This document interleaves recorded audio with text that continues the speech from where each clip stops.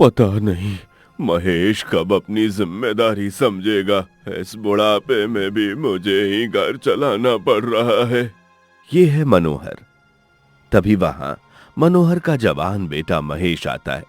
बाबा, मुझे 2000 रुपए चाहिए। बेटा, इतने पैसे तो नहीं है मेरे पास, पर तुझे इतने पैसे क्यों चाहिए? मेरे सभी दोस्त झिलमिल पहाड़ी इलाके में घूमने जा रहे हैं और मैं उनके साथ जाना चाहता हूँ, इसलिए मुझे पैसे चाहिए। बेटा, तू तो जानता है ना कि मैं सारा दिन बलराम मालिक के खेत में इतनी मेहनत करता हूँ और बदले में केवल कुछ 100 रुपए रोज की मजदूरी मिल पाती है। अब मैं तुझे इतने सारे पैसे कहाँ से ला कर दूं? क्या पिताजी, आप अपने बेटे के लिए इतना भी नहीं कर सकते हो? पता नहीं क्यों मैं इतने गरीब घर में पैदा हो गया। महेश वहां से चला जाता है। तभी रोज की तरह खेत में कड़ी मजदूरी करने के बाद मनोहर इसी गांव नामपुर गांव में अपने छोटे से एक कमरे के झोपड़े घर में आता है, जहां घर में मनोहर की पत्नी शांति मिट्टी के चूल्हे पर खाना बना रही थी।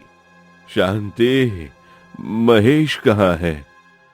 वो तो सवेरे से बाहर गया है जी, अब तक लौट कर आया नहीं। कहीं से पैसों की व्यवस्था करने में लगा। वो खेत में आया था मुझसे 2000 रुपए मांगने।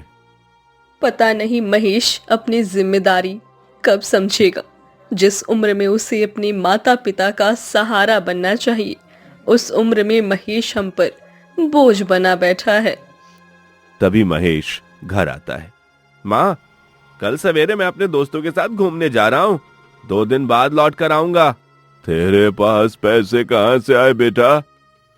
इस दुनिया में बहुत से लोग हैं बाबा जो मेरी मदद करते हैं। मैंने अपने दोस्तों के पिता से 2-2 हजार रुपए कर्ज ले लिया है। महेश बेटा, तेरे पिता बूढ़े हो चुके हैं और मैं बीमारी से जूझ रही हूँ। बेटा, अब तो तू अपने माता पिता का सहारा बन। माँ, अभी तो मेरी घूमने फिरने की उम्र है ना, अब समय आएगा तो मैं भी काम करके पैसा कमाऊंगा। जवानी आने के बाद भी महेश काम धंधा नहीं करता था। महेश और उसके माता पिता बड़ी गरीबी में अपना जीवन बिता रहे थे। महेश सारा दिन अपने दोस्तों के साथ घूमना फिरना करता है और अपने बूढ़े माता पिता से बार बार पैसा मांगता रहता है। उसका बूढ़ा बाप मनोहर दूसरों के खेतों में 100 रुपए में मजदूरी करता रहता है। अगले दिन महेश अपने दोस्तों के साथ घूमने चला जाता है। अगर महेश की यही आदत बनी रही तो पता नहीं हमारे बाद उसका क्या होगा। तभी मनोहर खेत में आता है और सारा दिन खेत में मजदूरी करने लगता है। अब इसी तरह दिन प्रतिदिन बीतने लगे। एक शाम मनोहर खेत में काम कर रहा था, तभी अचानक उसे चक्कर आ जाते हैं। वो धड़ाम से नीचे गिर जाता है। ये देखकर खेत का मालिक बलराम घबरा जाता है। अरे अरे मनोहर, आराम से भाई। तभी बलराम मनोहर को उठाता है। मैं ठीक हूं मालिक, बस थोड़े चक्कर आ गए थे। अरे अपनी हालत देखो मनोहर, अब तुम बूढ़े हो चुके हो। अब तो जरा अपने जवान बेटों के कंधों पर बोझ डालो। अगर मेरा बेटा इस लायक होता मालिक, तो मुझ बूढ़े को आज जीवन बिताने के लिए इतने संघर्ष नहीं करने पड़ते। इतना कहकर मनोहर खेत में काम करने लग जाता है। बेचारा मनोहर, इस बुढ़ापे में भी कितने संघर्ष करने पड़ते हैं उसे। 8 दिन बाद मेरी फसल निकल आएगी तो मनोहर को थोड़े ज्यादा पैसे दे दूंगा। बेचारा सालों से मेरे पास कितनी मेहनत करता आ रहा है। इधर महेश अपने 3 दोस्तों अजित, राकेश और विनय के साथ गांव में एक स्थान पर एक पेड़ के नीचे बैठा था। यार महेश, आखिर कब तक हम दूसरों का कर्ज मांगकर अपना गुजारा चलाते रहेंगे? मैं तो कहता हूं कि अब हमें चोरी करना शुरू कर देना होगा। इस तरह हमारे पास काफी पैसे होंगे। अरे नहीं नहीं भाई, अगर हम चोरी करते हुए पकड़े गए ना तो सारी उम्र जेल में बितानी पड़ेगी।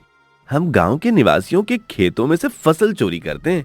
सुना है इस बार सबके खेतों की फसल अच्छी निकल आई है और इस बार फसलों के दाम भी अच्छे हैं। अगर ऐसा है तो हम आज रात ही फसल की चोरी करना शुरू कर देते हैं। रात के समय महेश, मनोहर और शांति तीनों अपने घर पर थे।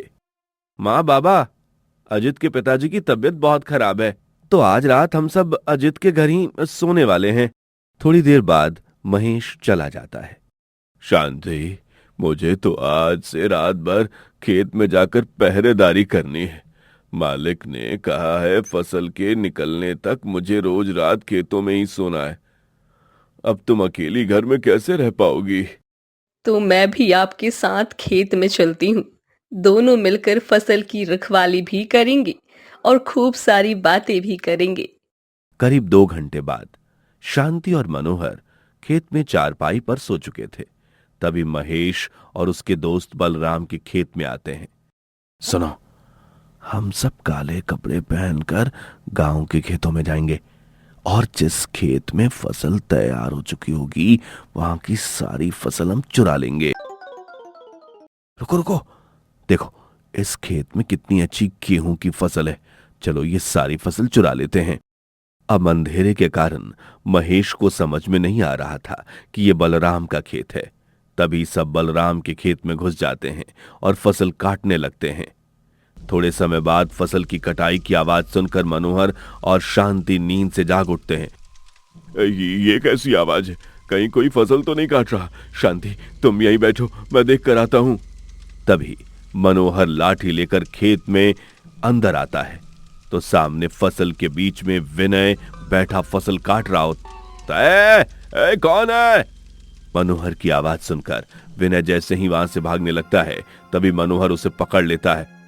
अरे बचाओ मुझे!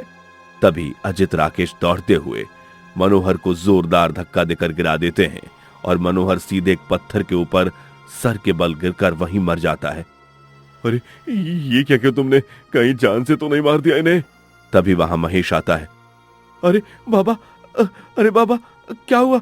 उठिए बाबा। ये तो महेश के पिताजी हैं। तभी दोनों दोस्त वहां से भाग जाते हैं। बाबा उठिए ना, बाबा क्या हुआ आपको? तभी वहां शांति आ जाती है। मनोहर जी, अरे बाप रे, क्या किया तूने महेश?